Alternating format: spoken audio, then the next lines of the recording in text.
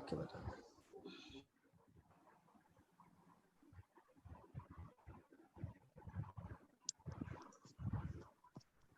سر ایک سوال ہے کہ برائے مہربانی H5 کے بارے میں مزید ڈیٹیلز دیں. برائے مہربانی H5 کے بارے میں مزید ڈیٹیلز دیں. جی ہاں بالکل. دیکھیے H5 جو ہے وہ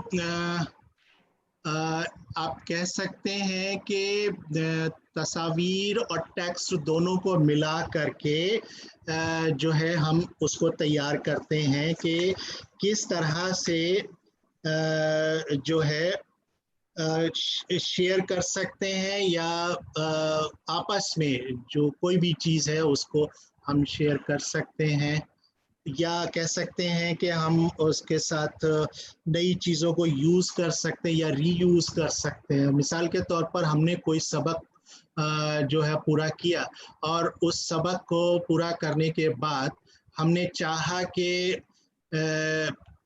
اس سے متعلق سوالات کے ذریعے جو ہے ہم اپنی چیزوں کو سمجھ سکیں.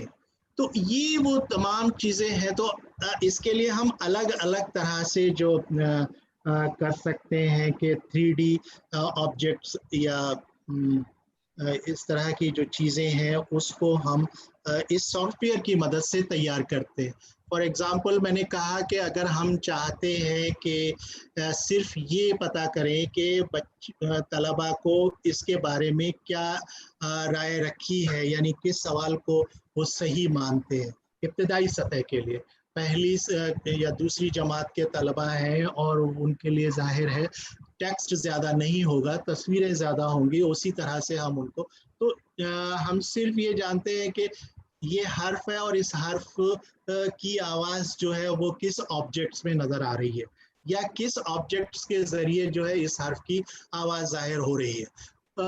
تو یہ اس کے لیے پھر ہم وہ تصویروں کا انتخاب کر کے پھر ان کو سیٹنگ کر کے اس کے سوالات اور جوابات طے کرتے ہیں. دوسری چیز یہ کہ اس میں جو انٹریکشن ہے وہ اسی طرح سے برابر چلتا رہتا ہے کہ ایک کے بعد ہم چھوٹے چھوٹے پروگرام تیار کر دیتے ہیں اور پھر ان کو جا کر کے آگے بڑھاتے ہیں. جی جناب.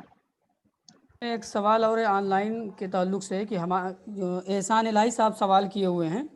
ان کا سوال ہے کہ ہمارے ادارے جامعہ عمر فاروق میں آن لائن تعلیم چل رہی ہے لیکن بہت پرابلم آ رہی ہے. نیٹ اور اس کے علاوہ طلباء کہتے ہیں کہ ہمارے سمجھ میں نہیں آتا، اس کے لیے کوئی سلوشن یا حل بتائیں. آن لائن تعلیم کے ساتھ جو مسئلہ ہے وہ سب سے بڑا اہم مسئلہ جس پر ہم لوگ بات بھی کرتے ہیں وہ ہے انٹرنیٹ کی فراہمی. کیونکہ دور دراز کے علاقوں میں انٹرنیٹ یا تو بہت سلو ہے یا بجلی کے مسئلہ ہے، یہ بہت ساری ایسی چیزیں ہیں.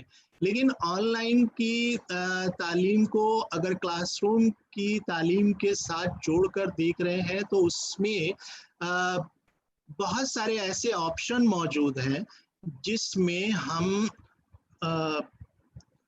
ان کو ڈاؤن لوڈ کر کے اور پھر اس کا مطالعہ کر سکتے ہیں. یعنی جس وقت بھی یہ انٹرنیٹ کی سہولت موجود ہو یا بجلی کی سہولت، یہ تمام چیزیں، تو ایسے اس میں آپشنس ہوتے ہیں کہ ہم ان چیزوں کو ڈاؤن لوڈ کر لیں اور پھر جب آف لائن جا کر اس کا ہم مطالعہ کر سکتے ہیں. یہ آن لائن میں ایک سہولت موجود ہے، پہلی چیز. دوسری چیز یہ، اگر طلباء کی سمجھ میں نہیں آ رہا ہے یا طلباء جو ہے اس میں دلچسپی نہیں لے رہے ہیں تو ہمیں اپنے پروگرام کی ڈیزائننگ پر غور کرنا ہوگا. پروگرام کی ڈیزائننگ اس طرح سے دیکھنا ہوتی ہے کہ فیڈ بیک جو آ رہا ہے، مثال کے طور پر اگر ہم بات کریں کہ ہم صرف غزل کی تدریس پر کوئی ایک پروگرام ہم نے تیار کیا ہے اور ہم چاہ رہے ہیں کہ سارے طلباء جو ہے اس کو دیکھیں، سمجھیں اور پھر اس کے بعد اپنی رائے کا اظہار کریں، تو اس کے لیے یہ کافی نہیں ہے کہ عام طور پر جو ہو رہا ہے کہ صاحب فوٹو کاپی کیا اور واٹس ایپ سے بھیج دیا اور کہا کہ آن لائن. ایسا نہیں ہے، بلکہ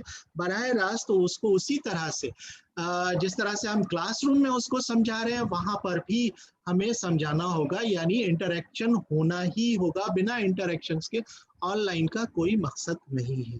تو وہ تمام چیزیں جس طرح سے ہم براہ راست کرتے ہیں ہم آن لائن بیٹھ کر اس کو انجام دیتے. تو اگر اس میں دلچسپی نہیں ہے تو ہمیں وہ وجوہات تلاش کرنی ہوگی کہ کیا وجہ ہے کہ طالب علم کو سمجھ میں کیوں نہیں آ رہا ہے, کیا صورت ہے, اس کو کیا بہتر طریقہ, کیونکہ کس طرح سے جو ہے ہمیں اپنی بات اس تک پہنچانی ہے وہ ہمیں طے کرنا ہے, ہمیں دیکھنا ہوگا. اور جیسے جیسے چونکہ یہ تو ٹیچنگ لرننگ کے جو اصول ہیں وہ اس میں ان تمام چیزوں کا لحاظ رکھنا پڑتا ہے کہ کس طرح سے ہم اپنے طریقہ تدریس میں تبدیلی لے آئیں. آن لائن کے پروگرامز میں بھی یہی ہوتا ہے, اسی لیے آن لائن پروگرام یہ نہیں ہے کہ ہم نے ایک بار کوئی کنٹینٹ بنا دیا, ایک بار کوئی ماڈیول تیار کر دیا اور پھر اس کے بعد کہیں کہ یہی کافی ہے, بلکہ ہمیں اس میں برابر تبدیلی کرنی پڑتی رہتی ہے, اور جتنی تبدیلی ہم کرتے ہیں اس میں اتنی بہتری آتی ہے. تو ہمیں وہ تمام چیزیں, کیونکہ بہت ساری چیزیں ہیں جو وقت کے ساتھ بدلتے جاتی ہیں. مثال کے طور پر میں اپنے ایک ماڈیول کی بات کروں, ہم نے ایک ماڈیول تیار کیا کہ آموزشی سرگرمیاں جو ہے اس کی تدریس کیسے ہو سکتی ہے. ظاہر ہے جو تربیت حاصل کر رہے ہیں اساتذہ بی ایڈ کے لوگ, ان کو ضرورت پڑتی ہے تو کس طرح سے ان کی تدریس کی جائے. ہم نے تو اس وقت جو آج سے 5 سال کے پہلے جو کچھ تحقیقات تھیں, جو ہمارے تجربات تھے, ان سب کو لے کر کے ہم نے وہ چیزیں پیش کر دی. لیکن آج کے زمانے میں یہ تمام کے تمام منظرنامہ ہی بدل گیا, پورا منظرنامہ بدل گیا. تو ایسی صورت میں جو ہم نے وہ ماڈیول جو تیار کیا تھا آج کے اس میں اتنا زیادہ بامانی نہیں ہے. اب ہمیں اس میں ای کنٹینٹ اور یہ تیار کریں, یہ ساری چیزیں وہاں پر جوڑنی پڑتی ہیں کہ بھائی دیکھیے اس کے ذریعے ہم اس طرح کی ایکٹیویٹیز کر سکتے ہیں. ہم نے وہاں پر پروجیکٹ کا ذکر کیا, لیکن ہم نے اس وقت کے پروجیکٹ کا ذکر کیا جب حالات ٹھیک تھے اور ہم جا کر کے سامان, کاغذ, قلم, یہ ساری چیزوں کو لے کر ایک پروجیکٹ تیار کر سکتے تھے. لیکن اب انٹرنیٹ پر جتنی زیادہ چیزیں حاصل ہو سکے ہم ان کی مدد سے جو ہے وہ چیزیں تیار کریں. تو ہمیں اس میں بھی چینجز کرنے ہوتے, کیونکہ جب تک ہم اپنے عصری حالات سے اس چیز کو نہیں جوڑ کر دیکھیں گے تب تک ہم طلبہ کو نہیں سمجھا پائیں گے, ان کی دلچسپی بھی نہیں ہوگی, ان کو مسرت بھی حاصل نہیں ہوگی. یہ ساری چیزیں اس میں شامل ہوتی ہیں. جی سر, آپ نے بہت بنیادی بات کی طرف توجہ دلائی ہے کہ اردو داں طبقے میں اور خاص طور سے اردو اساتذہ میں ای کنٹینٹ کو لے کر میں سمجھتا ہوں کہ 2 الگ الگ خیالات ہیں. ایک تو یہ کہ ایک طبقہ تو ایسا ہے کہ جو بالکل ای کنٹینٹ سے دوری بنائے ہوئے ہے, وہ سمجھتا ہے کہ اس کی کوئی اہمیت اور افادیت نہیں ہے, اور ایک دوسرا طبقہ ہے جو مکمل طور پر ای کنٹینٹ پر ڈیپینڈ ہونا چاہتا ہے. جی آپ نے بہت اچھی بات بتائی کہ اس درمیان توازن کی راہ اختیار کرنے کی ضرورت ہے. اس کو سپورٹ سسٹم سمجھا جائے, اس کو ٹیچر کا نعم البدل نہ سمجھا جائے. ٹیچر جو ہے یہ نہ سمجھے کہ اب میری کوئی ضرورت باقی نہیں رہی, ای کنٹینٹ کے ذریعے سے ہی ساری تدریس ہو جائے گی. یہ بہت اچھا نقطہ ابھر کر سامنے آیا ہے, اس میں ہم تمام کے لیے بڑی اچھی رہنمائی ہے. بہت اچھے انداز میں آپ نے اس نقطے کو واضح کیا, میں آپ کو مبارکباد دیتا ہوں. سر یوٹیوب سے محمد ریاض صاحب نے ایک کویشچن کیا ہے. جی سر. جی جی جی ہاں, نیکسٹ کویشچن ہے سر. محمد ریاض صاحب یوٹیوب پہ انہوں نے کمنٹ کیا ہے کہ جی online learning method is more activity oriented than face to face class. Do you agree?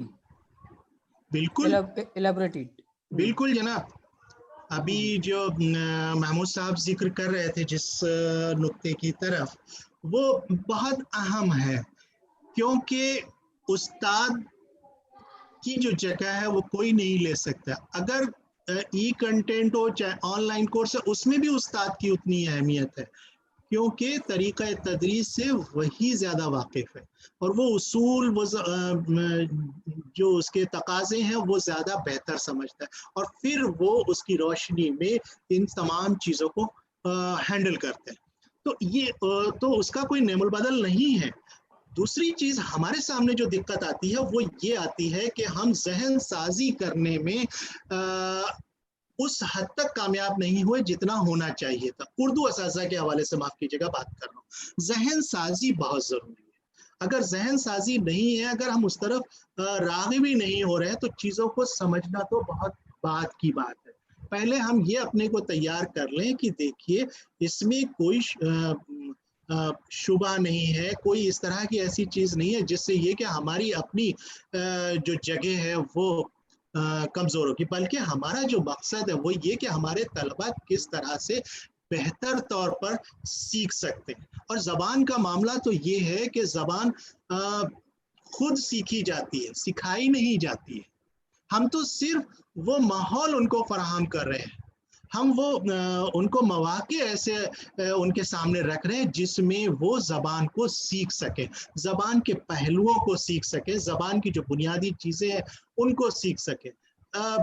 अगर मैं एक मिसाल आपके सामने रखूं कि अगर हम मीर की गजल पढ़ा रहे हैं, मीर की गजल को पढ़ाने के जो गजल का एक एक शेर अगर उस पर तशरीह तौज़ी की जाए तो पूरे के पूरे कह सकते हैं कि वॉल्यूम्स तैयार हो सकते हैं, एक एक शेर पर बात की जा सकती है। और लोगों ने किया है काम, हर पहलू से कोशिश की है उसको समझाने। तो ये नहीं है कि सिर्फ एक ही पहलू जो हमने बता दिया वो काफी है, बल्कि ऐसी बहुत सारी सहूलतें हमें सामने रखनी होती है जिनकी मदद से वो उन चीजों को खुद सीख सके, समझ सके। तो ये वो तमाम चीजें हैं जिनको हमें सामने रखना होता है। तो सबसे पहली जरूरत जो हमारी है वो ये कि हम अपने साथियों की जहन साजी कर सके, उनको आमादा कर सके कि देखिए वक्त की जरूरत है, और ये वक्त आज के लिए नहीं, या ये जो मौजूदा सूरत हाल बनी है उसमें नहीं, बल्कि ये आगे भी, जितना आप आगे जाएंगे,